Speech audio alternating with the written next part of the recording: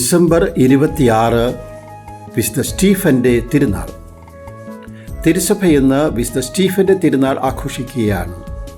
വിശുദ്ധ ഗ്രന്ഥത്തിൽ വിശുദ്ധ സ്റ്റീഫൻ്റെ ജീവിതം വിലയിരുത്തി നാം കാണുന്ന നിരീക്ഷണങ്ങൾ. സ്റ്റീഫൻ കൃപാവരവും ശക്തിയും കൊണ്ട് നിറഞ്ഞവനായിരുന്നു. ജ്ഞാനവും പരിശുദ്ധാത്മാവിൻ്റെ നിറവും ലഭിച്ചിരുന്നു. യേശു പ്രവചനങ്ങൾ പൂർത്തീകരിച്ച രക്ഷകനാണ് എന്ന് തിരുവചന ഉദ്ധരണികൾ നിരത്തിയാണ് അദ്ദേഹം പ്രസംഗിച്ചത്. ജീവിച്ചിരിക്കുമ്പോൾ പല അത്ഭുതങ്ങളും അടയാളങ്ങളും നടന്നു. എല്ലാറ്റിനും ഉപരിയായി യേശു വിശ്വാസം പ്രഖ്യാപിക്കുവാൻ തൻ്റെ ജീവൻ തന്നെ ബലിയായി അർപ്പിച്ചു. വിശുദ്ധ സ്റ്റീഫൻ്റെ രക്തസാക്ഷിത്വത്തിന് ശേഷം പൊട്ടിപ്പുറപ്പെട്ട മതപീഡനം ആദിമസഭ ജെറൂസലം വിട്ട് പ്രചരിക്കുന്നതിന് നിർണായകമായ ഒരു ഘടകമായി മാറി.